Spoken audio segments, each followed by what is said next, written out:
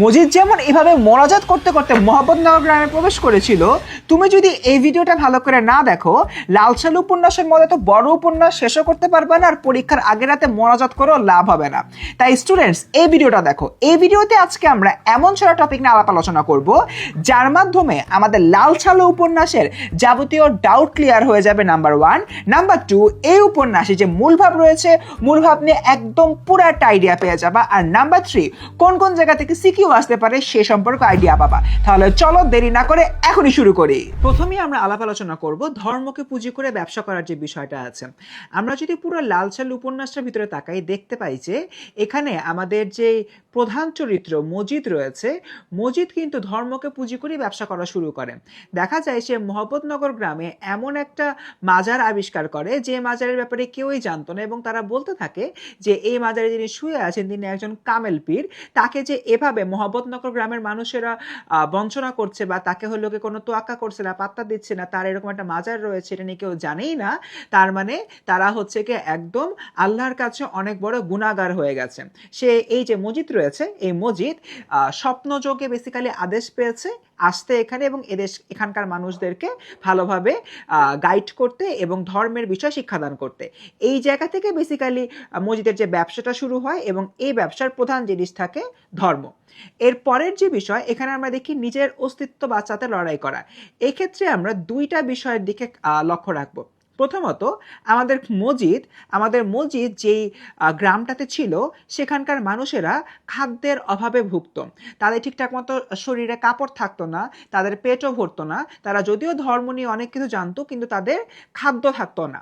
ওই জায়গা থেকে মজিদ নিজের অস্তিত্ব বাঁচানোর জন্য চলে আসে মোহাম্মদনগর গ্রামে। এটা হলো প্রথম বিষয়টা, যেটা আমরা সবাই বুঝি। 2 নাম্বার যে বিষয়টা, এটা আমরা অনেকে ইগনোর করে যাই, সেটা হচ্ছে মজিদ এই মোহাম্মদনগর গ্রামে আসার পরে কিন্তু 2বার এমন ঝামেলায় পড়েছিল, তখন নিজের অস্তিত্ব বাঁচাতে গিয়ে সে অনেক ধরনের কাজ করে। প্রথম যেটা, সে মোহাম্মদনগর গ্রামে নিজেকে স্ট্যাবলিশ করার জন্য তাহের কাদেরের যে বাবা রয়েছে, সে তাহের কাদেরের বাবাকে নানান রকম ছলচাতুরির আশ্রয় নিয়ে গ্রাম ছাড়া করতে বাধ্য হয়, এবং এর মাধ্যমে মজিদ কিন্তু এই গ্রামে নিজের ভিত্তিটা একদম শক্ত করে ফেলে। নাম্বার 1। এবং নাম্বার 2 যে কাজটা করেছিল সেটা হচ্ছে আক্কাসের সময়। আক্কাস কি করেছিল? আক্কাস এই গ্রামে একটা স্কুল প্রতিষ্ঠা করতে চেয়েছিল, কিন্তু মজিদ বুঝতে পেরেছিল যদি স্কুল প্রতিষ্ঠা করা হয় তাহলে অবশ্যই এখানে শিক্ষার বিস্তার ঘটবে, আর যে শিক্ষার যদি এখানে বিস্তার ঘটে তাহলে দিন শেষে ধর্ম ব্যবসা নিয়ে যে মজিদ সকল ছলচাতুরি করে এগুলো নিয়ে গ্রামীণ যে লোকরা রয়েছে তারা জেনে যাবে, এবং মজিদের ব্যবসাটা নষ্ট হয়ে যাবে। তাই নিজের অস্তিত্ব বাঁচাতে গিয়ে মজিদ প্রথমত মোহাম্মদনগর গ্রামে এসেছিল, এবং দ্বিতীয়ত তাহের কাদেরের বাবাকে গ্রাম ছাড়া করেছিল, তৃতীয়ত আক্কাসের দ্বারা স্কুল প্রতিষ্ঠা হতে দেয়নি। এরপরে দেখি 3 নাম্বার যে পয়েন্টটা, মজিদের ক্রমবর্ধমান লোভ। মজিদ প্রথমে মোহাম্মদনগর গ্রামে আসে, তারপর খালেক ব্যাপারীর সাহায্য নিয়ে সে এই গ্রামে বেশ ভালো রকমের অর্থ উপার্জন করা শুরু করে থাকে, এবং মজিদ এই গ্রামে আস্তে আস্তে নিজের ক্ষমতা বিস্তারের জন্য নানানবিধ কাজ করতে থাকে, এবং একটা নির্দিষ্ট সময়ের পর দেখা যায় যে মজিদ অনেক বেশি লোভী হয়ে ওঠে। সে প্রথমে বিয়ে করেছিল রহিমাকে, তার পরবর্তী সময়তে সে জমিলাকেও বিয়ে করে ফেলে, এবং এই গ্রামে তার যে কালো হাত রয়েছে, কালো হাত দিয়ে সে সবকিছু গ্রাস করতে শুরু করে। এর পরবর্তী যে পয়েন্টারটা সেটা হচ্ছে ধর্ম ব্যবসা প্রতিযোগিতা সৃষ্টি। আমরা দেখতে পাই এই উপন্যাসে আরেকটা পীর এসেছিল, এবং এই পীরের নাম হচ্ছে আওয়ালপুরের পীর, কারণ এই পীর আওয়ালপুর নামক এলাকায় এসেছিল, এবং তার সাথে একটা আমাদের যে মজিদ রয়েছে মজিদের প্রতিযোগিতার সৃষ্টি হয়। কারণ এই যে আওয়ালপুরের পীর ছিল, সে বলে নানান রকম অতি প্রাকৃতিক কাজ করতে পারে, সে মৃত মানুষকে জীবিত করতে পারে, এমন একটা অবস্থা।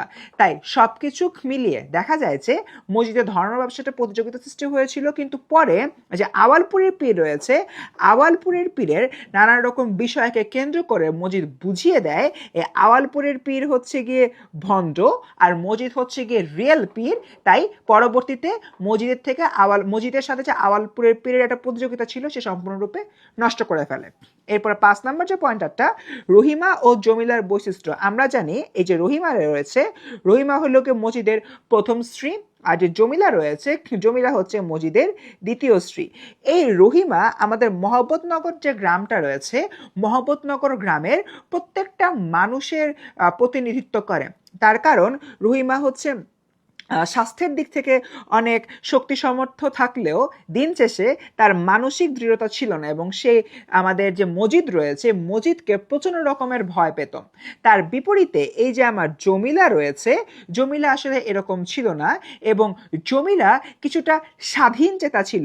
তার এই স্বাধীন চেতা হবার কারণে দেখা যায় যে আমাদের যে মজিদ রয়েছে, মজিদ জমিলার সাথে পেরে উঠতো না, এবং একদিন মজিদ জমিলাকে প্রচণ্ড রকমের এক শাস্তি দেয়, এবং ওই শাস্তির হিসাবে তাকে হলো কি যে মাজারটা রয়েছে, সে মাজারে বেঁধে রাখা হয়। এবং পরবর্তীতে ওই দিনই ঝড়ঝাপটা যখন সৃষ্টি হয়, প্রাকৃতিক ঝড়ঝাপটা, তখন যখন আমাদের এই মজিদ মাজারে যায়, মাজারে গিয়ে দেখে জমিলা তার একটা পা মাজারের উপরে রেখে সেন্সলেস অবস্থায় রয়েছে। এবং এর মাধ্যমে কিন্তু আসলে জমিলার যে প্রতিবাদী চেতনাটা বা প্রতিবাদী সত্তাটা, সেই বিষয়টা ফুটে ওঠে। এবং এরই মধ্য দিয়ে আমাদের 6 নম্বর পয়েন্টারটাও ব্যাখ্যা হয়ে যায়। জমিলার যে ধরনের প্রতিবাদের চেতনা থাকে, সেটার মাধ্যমে আমরা দেখি যে মজিদেরও পতন শুরু হয়। কারণ একদিন ওই আমাদের যে মহব্বতনগর গ্রামটা রয়েছে, সেখানে এমন প্রাকৃতিক ঝড় হয় যে ঝড়ে সবার যে ফসল রয়েছে, ফসলগুলো সম্পূর্ণরূপে নষ্ট হয়ে যায়, এবং গ্রামের মানুষরা এই মজিদের কাছে এসে সাহায্য চায়, কারণ মজিদ অনেক কিছু করতে পারে, কিন্তু দিন শেষে মজিদ আর কিছুই করতে পারে না। এবং এর মধ্য দিয়ে আমরা দেখি মজিদের একটা সুবিশাল পতন হয়। এই ছিল আমাদের লাল সালু উপন্যাসের একদম বেসিক আলাপ আলোচনা। তো স্টুডেন্টস, লাল সালু উপন্যাসের এই 6টা পয়েন্ট ভালো করে বুঝতে পারলে এই উপন্যাসটা আর কোনো সমস্যাই থাকবে না। এবার তোমাদেরকে একটা এমসিকিউ প্রশ্ন করে অ্যান্সার দাও দ্রুত। লাল সালু উপন্যাসের খালেক ব্যাপারীর প্রথম স্ত্রীর নাম কি? জলদি কমেন্টে জানিয়ে দাও। আর হ্যাঁ, কমেন্টে আরো একটা জিনিস জানাবা, এরপরে কোন টপিকের উপরে তুমি এরকম ভিডিও চাও। আর আজকের এই ভিডিওটা ভালো লাগলে এখনই সেভ করে ফেলো।